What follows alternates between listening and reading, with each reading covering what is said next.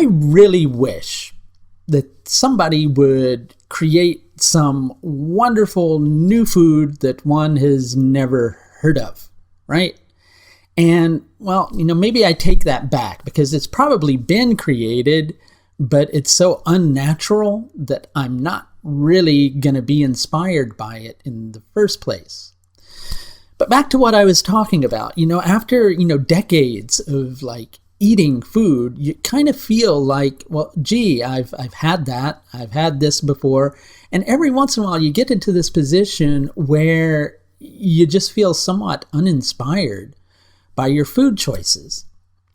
And then by the time you're actually able to put your finger on what it is that you actually want, you can't find it anywhere. Now, I'm not here to talk to you today about food, but I am here to talk to you about a need that you're feeling that you have to fulfill.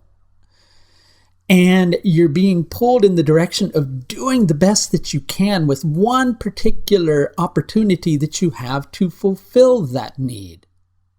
But the question is, are you really inspired by that choice? Now, this need can relate to any particular area of your life, and the area or areas of your life that it's going to relate to are going to be determined by your own personal horoscope. And if you could use a little bit of guidance with that, you can schedule an astrological service with me that you can find through my astrological service page linked above. So the conundrum is that you're feeling that you have to do something, but you're not necessarily inspired by the opportunity that you have. You just think that this is something that you have to do. And then you're beginning to kind of should on yourself, and one of the golden rules of life is that you should never should on yourself or others, because it's not worth it. You need to listen to that little voice inside of your head. And I know that you maybe feel like you can't listen to that little voice because it's kind of taken you in the wrong direction before. And maybe it's told you to do things that weren't quite so wholesome for you in the first place. But at the same time, what's the point of fulfilling something that you perceive to be a need only to find out that you're not having your needs met, right? Because, we have these basic animal needs. We need food, as we were talking about before. We need shelter. We need all of those things. And so, yes, sometimes you have to fulfill those things, regardless of the circumstances. But even in those circumstances, you want to try to find the best thing to fulfill that inner inspiration as well. Because being a human is not just about fulfilling those basic animal needs.